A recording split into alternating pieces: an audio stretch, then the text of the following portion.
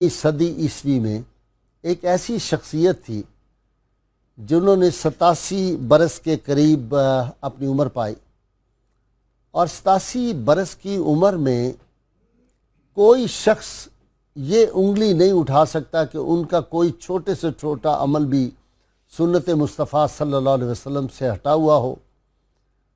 مجھے یاد آتا ہے ایک پاکستان کے بہت معتمد عالم دین جن کا اکثر ان سے کبھی ملاقات ہوتی تو وہ علماء اور مشائخ سے شاکی رہتے تھے اور تنقید کی بہت زیادہ عادت تھی۔ یہ کوئی 10 برس پہلے کی بات ہے یا 15 برس، تو مجھے وہ ملے تو انہوں نے کہا کہ میں کشمیر میں گیا ہوا تھا اور وہاں پہ ایک بزرگ سے مل کے آیا ہوں، اور ایک فقرہ انہوں نے بہت اچھا کہا۔ انہوں نے کہا میں نے 2-3 روز وہاں قیام میں کوشش کی کہ میں دیکھوں کہ کوئی ان کا عمل جو ہے وہ اسلام یا سنت رسول صلی اللہ علیہ وسلم سے ہٹا ہوا ہے، لیکن میں نے یہ دیکھا کہ وہ تمام سوراخ، وہ کھڑکیاں اور وہ دروازے جن سے شیطان داخل ہو سکتا ہے، اس شخصیت نے وہ ساری کھڑکیاں بند کی ہوئی تھی۔ ناظرین کرام، کہتے ہیں کہ وہ جب مسجد میں نماز کے لیے آتے تھے تو کسی کو معلوم بھی نہیں ہوتا تھا اور نہ کسی کو اجازت تھی کہ وہ کھڑا ہو، اور وہ کھڑے ہو کے ان کی دست بوسی لوگ کریں، لائنیں لگا دیں، نعرے لگائیں، اور بڑی شان و شوکت سے وہ کسی جگہ بھی آتے تھے، آ کے صف میں جہاں جگہ ملتی وہ کھڑے ہو جاتے اور پھر وہیں سے وہ واپس چلے جاتے۔ اتنی سادہ زندگی گزاری۔ تو مجھے یاد آیا کہ غالب کا جب انتقال ہو گیا تو نواب مصطفیٰ خان شیفتہ ان کے شاگرد تھے، ان کی وفات پر انہوں نے ایک بات کہی تھی بڑی دلچسپ۔ انہوں نے کہا کہ غالب وہ شخص تھا ہماداں جس کے فیض سے ہم سے 1000 ہیچ مداں نامور ہوئے، زہد و تقوی، صدق و صفا اور حسن و عشق 6 لفظ اس کے مرتے ہی بے پاؤ سر ہوئے۔ ناظرین کرام، زہد و تقوی، سادگی، اثار، وفا، اور کیوں نہ ہو ایک شخصیت کی رگوں میں خون صدیقی دوڑ رہا تھا، اور ان کی فکر میں بھی صدیقی فکر تھی، اور اثار اور وفا کیوں نہ ہو کہ یہ متفقہ امت کے اہل علم کا فیصلہ ہے کہ حضور سید عالمین صلی اللہ علیہ وسلم کے ساتھ جو عشق سیدنا صدیق اکبر نے کیا، جو اثار اور وفا سیدنا صدیق اکبر نے کی، پوری امت میں کوئی شخص ان کے برابر اور مقابلہ نہیں کر سکتا۔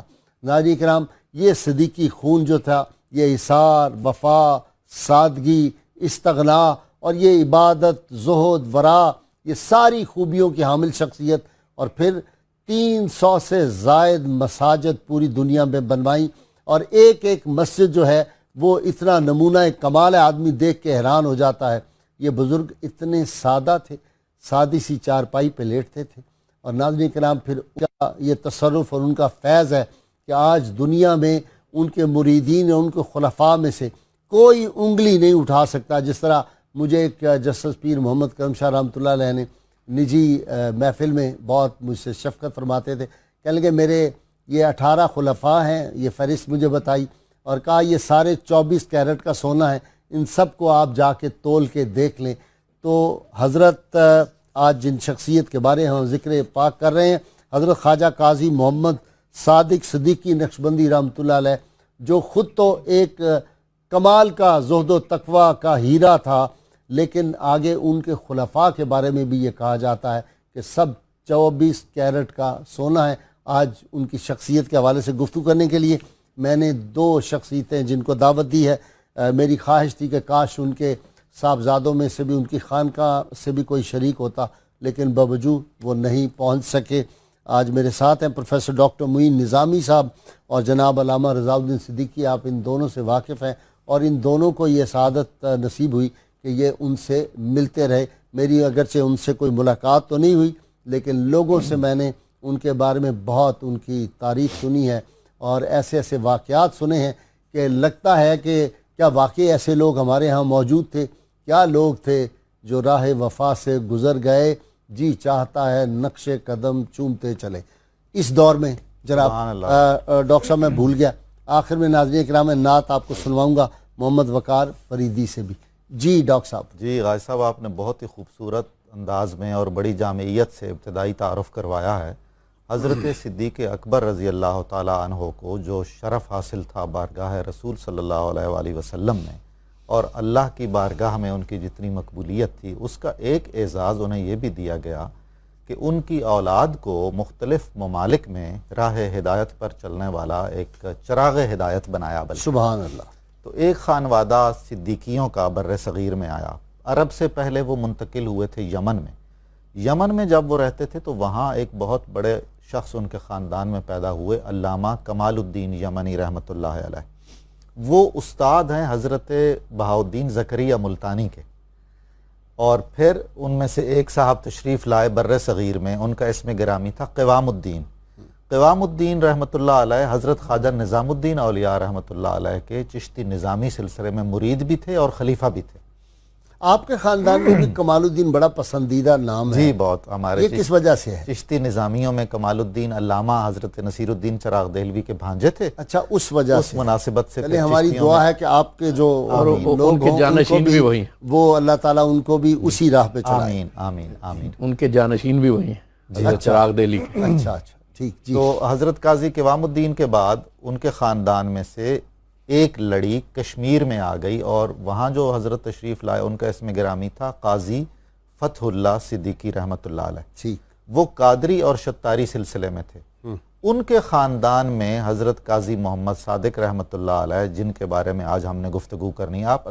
میرا یہ عرض کرنے کا مقصد یہ تھا کہ کتنے سلاسل کا فیضان ان کے آباء و اجداد میں ہے، اور جو نسل در نسل منتقل ہوتا ہوا ان تک پہنچا ہے. حضرت قاضی محمد صادق مجددی نقشبندی رحمۃ اللہ علیہ 25 دسمبر 1921 کو پیدا ہوئے. کوٹلی آزاد کشمیر میں اب قیام ہے. آپ کی ولادت تو میرپور میں ہوئی. چیچیاں نامی ایک چھوٹا سا گاؤں ہے. چیچیاں ہوگا. چیچیاں، جی ہاں. تلفظ کہ میں ہاں بالکل آپ اس علاقے کے میری والدہ کی زبان. جی ہاں. یہ کھاریا گجرات سے لے کر میرپور تک زبان ایک ہی ہے. میاں محمد بخش رحمۃ اللہ علیہ. صحیح ہے. اور پھر آپ کا وصال ہوا 31 دسمبر 2008 کو. مزار مبارک کوٹلی میں ہے، اور مجددی نقشبندی سلسلے میں بہت ہی صاحب فضیلت شخص تھے، صاحب عظیمت تھے. آپ کی 2 خانقاہیں ہیں، ایک جہلم میں کالا دیو کے نام سے، وہاں آپ کے بڑے صاحبزادے کی اولاد نے مدرسہ اور خانقاہ قائم کر رکھی ہے، اور ایک خانقاہ کوٹلی آزاد کشمیر میں ہے، وہاں بھی فیض جاری ہے. صدیقی صاحب، جزو اعظم ہوتا ہے نا ایک، وہ فرمایا کرتے تھے کہ نسخہ جب حکیم لکھتا ہے تو وہ کہتا ہے یہ نسخے میں چیزیں ہیں، جزو اعظم اس کا یہ ہے، جو بھی ہے کوئی بہترین چیز اس کو کہتے ہیں. جس طرح یہ ہوتا ہے، کیا ہوتا ہے وہ جو اس کے مشک یا عنبر یا اس طرح کی کوئی چیز ہو تو اس کو جزو اعظم کہتے ہیں. جی ہاں، ترفلا عام طور پہ جزو اعظم ہوتا ہے بہت سے نسخوں کا. اچھا، میں نے ان کی جو تعلیمات پڑھی ہیں، اور نظامی صاحب نے بھی جو تالیف کی ہے کتاب ان کے حوالے سے، وہ علامہ افضل جو ہیں اپنے فیصل آباد والے نوجوان اسکالر، انہوں نے بھی جو کتاب ترتیب دی ہے، یا جو اور مضامین میں نے پڑھے، ایک بات مجھے جو نظر آئی، میں تو بہت چھوٹا آدمی ہوں، تصور بھی نہیں کر سکتا ان لوگوں کی خاک پا تک پہنچنے کا، لیکن میری زندگی کا فلسفہ یہ ہے کہ دین میں سب سے اہم چیز جو ہے، سب سے بڑھ کر، وہ اخلاص ہے، اور انہوں نے اس پہ اتنا زور دیا ہے خلوص کے ساتھ. اچھا، ایک بات میں اکثر، آپ بھی آتے ہیں پروگراموں میں، کہتا ہوں کہ جی اخلاص کی ایک رتی جو ہے وہ 1 ٹن عمل پہ بھاری ہے. میں نے ان کے یہ اقوال میں پڑھا کل اور رات، مجھے لطف آ گیا اس بات کو پڑھ کے. اخلاص پہ بڑا زور ہے، اور دکھایا کر کے، جعلی نہیں. پوری زندگی ان کی اس چیز کی آئینہ دار ہے. بھیرا شریف میں مجھے تعلیم کا شرف حاصل ہوا. بھیرا شریف میں جب ہم تعلیم کے لیے داخل ہوئے تو وہاں حضرت کا مختلف حوالوں سے تذکرہ رہتا تھا. ایک تو حضرت ضیاء الامت سے انہیں بڑی مناسبت طبعی تھی. پورا نام لے دیا کریں. حضرت ضیاء الامت پیر محمد کرم شاہ الازہری سے انہیں بڑی ایک مناسبت تھی، اور آپس میں ایک بڑا تعلق خاطر تھا، اور نامہ و پیام کا سلسلہ بھی جاری رہتا. کوئی ایک دوسرے سے دعا کے لیے بھی وہ پیغام بھیجا کرتے تھے. اور بھیرا شریف میں یہ تھا کہ ان کے بہت سے مریدین، حضرت نے جیسا کہ آپ نے ارشاد فرمایا کہ انہیں مسجدوں کی تعمیر سے بڑا شغف تھا، لیکن یہ صرف ایسا نہیں ہے کہ تعمیر برائے تعمیر ہے. جب وہ کوٹلی کے علاقے میں تشریف لے گئے تو اس وقت صورتحال یہ تھی کہ کہا جاتا ہے کہ کوئی اگر مرگ ہو جاتی تھی نا تو جنازہ پڑھانے کے لیے کسی شخص کو وہ میرپور سے بلایا کرتے تھے. اللہ، یہ صورتحال تھی تعلیمی افلاس کی اور دین کے علوم سے دوری بے کی، بہری کی، بے بہری کی۔ علاقہ بھی اس وقت پسماندہ تھا نا۔ اب یہ تعمیر جو منگلہ ڈیم کی تعمیر ہوئی ہے، پھر بہت سے لوگ انگلینڈ چلے گئے، اس کے بعد وہاں ایک خوشحالی کی رو آئی ہے۔ اس سے پہلے تو وہ بالکل تصور، نہ راستے کوئی بہتر تھے، نہ وہاں پہ کوئی تعلیم کا اہتمام تو تھا۔ لاہور میں ایسی کوٹھیاں نہیں جیسی وہاں جی ہاں، پائی جاتی۔ یہ وجہ تھی۔ تو میرپور سے بسا اوقات وہ کہتے ہیں کہ 3 دن انتظار کرنا پڑتا تھا کہ کوئی میرپور سے شخص آئے تو جنازہ پڑھائیں۔ تو وہ اس درویش نے وہاں پہ ٹھکانہ لگایا، جہلم جیسا شہر جو کہ بالکل جی ٹی روڈ پہ ہے، لیکن وہ میرپور چلے گئے، اور وہاں پہ ایک یہ کہ ان کے جد امجد کا مزار بھی ہے، وہاں جا کے انہوں نے اپنی خانقاہ بلائی، قاضی فتح اللہ کاشانی کی، اور خود حضرت کی تدفین بھی وہی ہے میرپور میں، کوٹلی میں۔ تو وہ پھر انہوں نے وہاں پہ ایک تو تعلیم و تلقین کا کام شروع کیا، پھر مسجدیں بنائیں، اور کیا خوبصورت مسجدیں بنائیں، اور ان مسجدوں میں مسجد دیکھتا ہی آدمی رہ جاتا ہے۔ دیکھتا ہے، اور ان مسجدوں میں جس وقت میں وہاں حاضر ہوا تو مجھے خبر ملی، اب تعداد کیا ہے، کہ اس وقت 100 مسجدیں ایسی تھی جن میں حفظ کے باقاعدہ درس تھے۔ 2008 تک تو 300 ہو چکی تھی۔ جی ہاں، میں اب اس سے بھی زیادہ وہ مسجدیں جن میں دروس تھے نا، جی میں ان کا ذکر کر رہا ہوں، جی مسجدیں۔ اور جس سال میں وہاں حاضر ہوا تو مجھے ہمارے وہاں جو دوست ہیں قاری منظر، انہوں نے بتایا کہ اس سال 600 مسجدوں میں تراویح کا اہتمام حضرت کی زیر نگرانی ہوا ہے، علاقے کی 600 مسجدوں میں۔ اللہ، حفاظ وہاں بھیجے گئے، حفاظ کی خدمت حضرت صاحب نے کی، اور پورا اہتمام کیا گیا جی۔ اور رمضان سے پہلے وہاں باقاعدہ فہرست تیار ہوتی تھی، لوگ آتے تھے اور اپنی اپنی درخواست یا انہیں بتاتے تھے، تو وہ حفاظ کو اپنے اہتمام سے بھیجتے تھے۔ پہلے حفاظ کو وہاں پہ رابطے میں لانا اور پھر ان مسجدوں میں بھیجنا۔ تو آپ اب خود اندازہ لگائیں کہ جہاں جنازہ پڑھنے کے لیے کوئی شخص نہیں ملتا تھا، وہاں سینکڑوں کی تعداد میں مسجدیں۔ علماء، اور جیسے ہی کوٹلی کی وادی میں داخل ہونا، میرپور سے یہ ایک مخصوص گنبد ہر مسجد کا، اور وہ دور سے ایک دعوت نظارہ دیتا ہے، اور اس قدر اب خوش کن منظر ہے نا اس وادی میں، وہ وادی بھی بڑی خوبصورت ہے، اور اس میں یوں محسوس ہوتا ہے کہ جیسے ایک درویش نے نا اسلامی ثقافت کا نقش قیامت تک کے لیے وہاں ثبت کر دیا۔ اور مجھے ایک اور بھی اس میں راز کا پتہ چلا کہ کچھ جو تھے انحرافی فکر کے لوگ، وہ کوٹلی کو اپنا مرکز بنانا چاہتے تھے۔ اچھا، جی ہاں، اور دین، یعنی ان کا دین سے تعلق نہیں تھا، لیکن وہ چاہتے تھے کہ یہ علاقے جو ہیں نا جی، کشمیر کے بعض، آپ کو پتہ ہے کہ بعض لوگوں کی روایت میں کشمیر کو کسی حوالے سے ذکر بھی کیا جاتا ہے، اور وہ چاہتے ہیں کہ اسے اپنی اسٹیٹ بنائیں۔ تو اس درویش کے وہاں بیٹھنے میں ایک راز یہ تھا کہ اس نے وہاں اسلامی تہذیب و ثقافت کو اتنا غالب کر دیا، اور صوفی فکر کو، کہ اب وہاں پہ کوئی رکھنا نہیں لگا سکتا۔ جیسے ہی آپ اس وادی میں داخل ہوتے ہیں، آپ کو پتہ چل جاتا ہے کہ ایک درویش کا یہاں پہ سکہ ہے۔ تو اچھا جی، وہ ڈاکٹر صاحب، یہ آپ کی بات جاری رہے گی، فطرت کے مقاصد کی کرتا ہے نگہبانی، یا بندہ صحرائی یا مرد کوہستانی۔ تو مرد کوہستانی جب ان سے لوگ ملنے جاتے تھے تو وہ کہتے تھے کہ یہ حاجی حبیب الرحمن جو سابق آئی جی تھی، ابھی ان کے مرید خاص ان میں شامل ہیں، تو وہ کہتے تھے کہ جاؤ جا کے وہ فلاں مسجد دیکھو، فلاں جو ہے ڈسپینسری دیکھو، اور جا کے اس طرح لوگوں کو بھیج دیتے تھے۔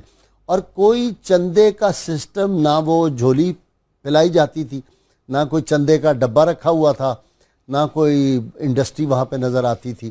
ایک سادہ کرتا پہنا ہوا، سادہ تہمت پہنا ہوا، اور سادی سی چارپائی، سادے سے کمرے میں بیٹھے ہوئے بندے۔ جی ایسا ہی ہے غازی صاحب، بہت عجیب و غریب بات ہے کہ آپ کا جو ایک حجرہ تھا جس میں آپ نے قیام فرمایا، وہ یوں لگتا تھا جیسے پوری دنیا کا ایک سیکریٹریٹ ہے۔ اچھا، اس مرد درویش نے ظاہری بے سر و سامانی کی حالت میں ایسا نظام چلایا، مساجد کا، مدارس کا، علماء اور مشائخ کی خدمت کا، اور ان کے جو مختلف مساجد میں ان کی طرف سے ائمہ مقرر ہوتے تھے، یا مختلف مدارس میں مدرس مقرر ہوتے تھے، ان کے وہ تبادلے بھی فرماتے رہتے تھے۔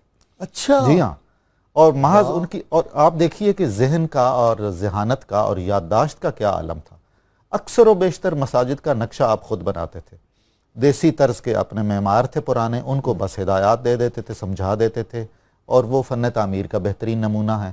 اپنی ذات کو نمایاں کرنا تو کیا بات ہے، مجھے تو یہ احساس ہوتا تھا کہ آپ کا یہ تخصص ہے کہ میں نے اپنی ذات کو غیر نمایاں کرنا ہے۔ واہ واہ واہ واہ واہ، یعنی عجیب بات یہ ہے. وہ دیکھیں نا جب ان کی اہلیہ کا انتقال ہوا تو میں نے وہ بورڈ جو ہے اس کی فوٹو پڑھی ہے جی ہاں کہ گھروں پہ ہی پڑھیں، یہاں آنے کی بالکل، کوئی بالکل، ضرورت بالکل. نہیں ہے، وہاں جی، پڑھ جی، کے جی، بخش دیں اور اس طرح ہاں. کریں، اور کوئی فلیکس نہیں انہوں نے نہیں بتائی. نہیں، ہرگز عجیب بھی بات. نہیں، ہرگز بھی نہیں. کسی بھی نوعیت کی وہ حوصلہ افزائی کوئی نہیں فرماتے تھے اپنی طرف راغب کرنے کے لیے، بلکہ بہت تاخیر ہو جاتی تھی لوگوں کو متوسل ہونے کی درخواست، یعنی بیعت کرنے کی کسی نے درخواست اچھا کی. علماء کو نہیں بلاتے تھے کہ میری شان میں قصیدہ پڑھو اور پیسے دیتے ہو 50,000 ایسا لاکھ نہیں. روپے تقریر کا؟ ہرگز ایسا نہیں ہے. اور غازی صاحب وہاں حاضر ہونے والے جتنے بھی مشائخ تھے اور جتنے بھی علماء تھے، اسی سے اندازہ ہوتا تھا کہ ان میں اخلاص کا کیا عالم ہے. جو مخلص ہیں، جو پہچان رکھنے والے لوگ ہیں، وہی جاتے تھے. اور چونکہ انہوں نے کئی برس سے عام ملاقات ترک فرما دی تھی، اپنے حجرے میں رہتے تھے، بالکل متصل تھا مسجد سے، وہیں سے 5 وقت کے لیے مسجد میں تشریف لاتے تھے، پھر واپس حجرے میں، اور کبھی کبھار چند لوگوں کو تھوڑی دیر کے لیے ملاقات کا شرف عطا کر دیتے تھے. تو اکثر و بیشتر وہ جو خود فروش قسم کے لوگ ہوتے تھے نا، ان سے نہیں ملتے تھے، اور کوئی بے احترامی بھی بڑے نہیں بڑے فرماتے لوگ تھے. جن کا بڑے شہرت ہے، نام ہے، میں نام نہیں لے رہا، اور بڑے بڑے القابات ان کے نام کے ساتھ لگتے ہیں، سیاسی بھی، مذہبی لیڈر، وہ گئے، انہوں نے اندر سے کہتے ہیں بادام اور کشمش تھوڑی سی بھیج دی، تحفے اور پیش کہا کر کہ ان کو دیے. میرا سلام جی کہیں بالکل بس. ایسا ہی ہے، بالکل ایسا ہی ہے.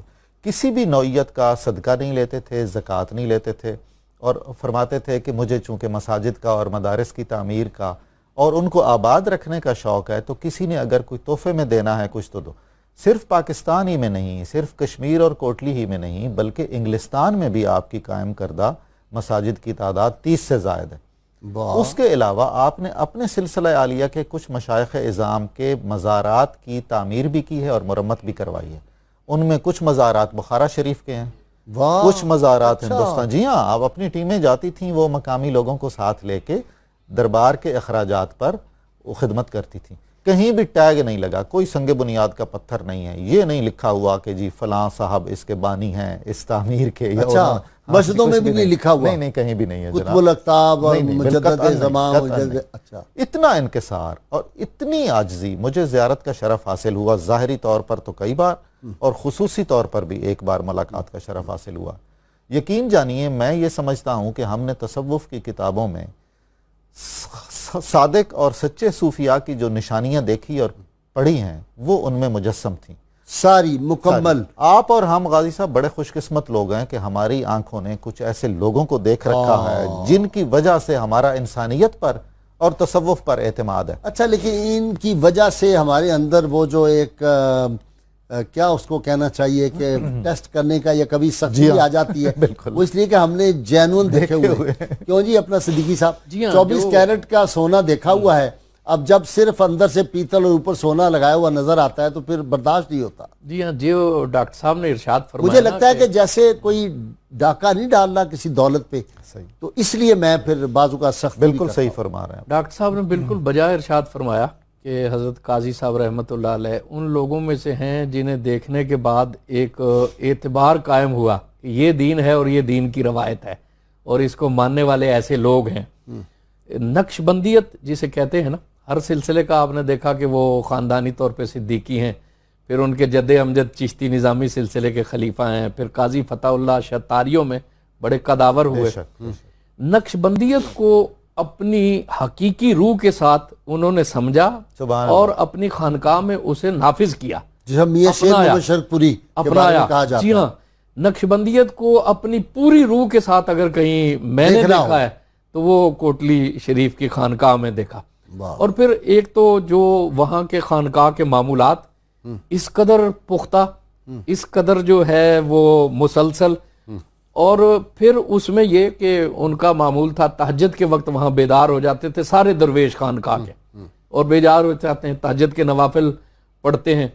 پھر نماز فجر میں معمول ہے کہ 1.25 سپارہ تلاوت ہوتا ہے. اول وقت میں نماز شروع کرتے ہیں اور یہ ان کا معمول ہے، وہاں آنے والے لوگوں کو پتہ ہوتا ہے. پھر فجر کے بعد جماعت میں پڑھتے ہیں، جماعت میں، جی ہاں، اور پھر اشراق تک حضرت بھی وہاں مراقبہ کیا کرتے تھے، اور مسجد میں، اور تمام لوگ اشراق تک مراقبہ کیا کرتے تھے، اور پھر دعا کے بعد وہاں سے وہ اپنے حجرے میں تشریف لے جاتے. صدیق صاحب مجھے بریک لینی ہے، بریک کے بعد آؤں گا، آپ کی یہ گفتگو جاری رہے گی، کیونکہ آپ دونوں اتھارٹی ہیں اس سبجیکٹ پہ اور میں کوئی زیادہ علم اس میں نہیں رکھتا، کاش میں بھی آپ جتنا علم رکھتا۔ ناظرین کرام، اللہ والوں کی باتیں، اور جب آدمی اللہ والوں کی باتیں سنتا ہے اور صحیح صوفی کا ذکر پاک ہوتا ہے تو سننے والے کے قلب و ذہن پہ اثرات مرتب ہوتے ہیں۔ ایسے لوگ تھے جن کی وجہ سے آج یہ دین باقی ہے، ایسے لوگ تھے، صوفیاء کرام تھے تو اس ملک میں امن ہوتا تھا، محبت کا پیغام وہ پھیلاتے تھے، لوگوں کی زندگیوں کو بدلتے تھے۔ اور اب اللہ ماشاء اللہ جب سے یہ خانقاہ انڈسٹریاں بننی شروع ہوئی ہیں ہماری تباہی کا آغاز ہو گیا۔ ہمارے ساتھ رہیے گا، ذکر پاک جاری رہے گا۔ ویلکم بیک ناظرین کرام۔ ناظرین کرام، جن سے مل کر زندگی سے عشق ہو جائے وہ لوگ آپ نے شاید نہ دیکھے ہوں مگر ایسے بھی تھے۔ ہم خوش نصیب لوگ ہیں ناظرین کرام، میں نے تو وہ دیکھا ہے۔ حضرت شیخ محمد ناظم العادل نقشبندی میرے شیخ تھے، قبرص سے ان کا تعلق تھا، اور 2001 میں ہم بیٹھے ہوئے تھے۔ شاہ محمود قریشی جو مشہور سیاستدان ہیں، ان کی بڑی ہمشیرہ کے گھر نواب صادق حسین قریشی کے بیٹے دونوں، ان کی بہویں، سارا ان کی اہلیہ محترمہ۔ تو حضرت شیخ ناظم تہجد کے بعد شروع ہوئے اور ایک دم انہوں نے ایسے فون پہ ہاتھ سے فون بنایا اور وہ باتیں ساری کرنی شروع کی جو 9/11 کے واقعات تھے، اور اس کے بعد تک کے سارے واقعات بیان کرتے چلے گئے۔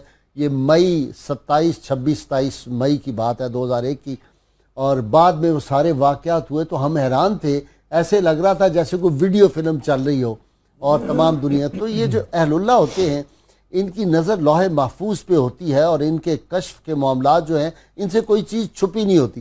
صدیقی صاحب میں ٹھیک کہہ رہا ہوں؟ جی بالکل، میں حضرت کے حاضری کا بتا رہا تھا کہ وہ اپنے بہت سے مریدوں کو بحیرہ شریف تعلیم کے لیے بھیجا کرتے تھے، اور ان میں ان کے خلق میں، رویوں میں بڑی انفرادیت ہوتی تھی۔ تو اس حوالے سے پھر اشتیاق پیدا ہوا کہ ان کی زیارت کی جائے۔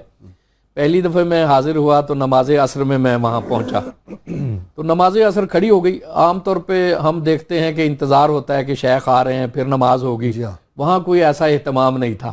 نماز ہو گئی، اقامت ہو گئی، میں نے کسی شخصیت کو خصوصی اہتمام سے وہاں آتے ہوئے نہیں دیکھا۔ ہٹو بچوں کی آوازیں نہیں تو جب نماز ادا ہوئی تو مجھے کوئی احساس ہوا کہ میرے پیچھے حضرت تشریف فرما ہے، میری پچھلی والی صف میں۔ وہ خاموشی سے آئے اور نماز بیٹھ گئے، تو میں اٹھا اور احتراماً میں ان سے پچھلے والی صف میں جا کے بیٹھ گیا۔ تو وہ خیر خاموشی سے اندر چلے گئے۔ مجھے بعد میں جو خانقاہ کے متعلقین تھے انہوں نے کہا کہ حضرت اس چیز کو پسند نہیں کرتے، تو آپ جہاں بیٹھے ہیں آئندہ وہیں بیٹھے رہیں۔ تو میں نے کہا ٹھیک ہے، جو حضرت کا طریقہ ہے اسی پہ۔ وہاں رہ کر ایک احساس ہوا کہ وہ نماز میں آتے تھے، نماز سے باہر اپنے بعد میں حجرے میں تشریف لے جاتے تھے، لیکن وہاں شخص جتنے دن مقیم رہتا ہے اس کے دل کے حالات تک پہ ان کی نظر ہوتی تھی۔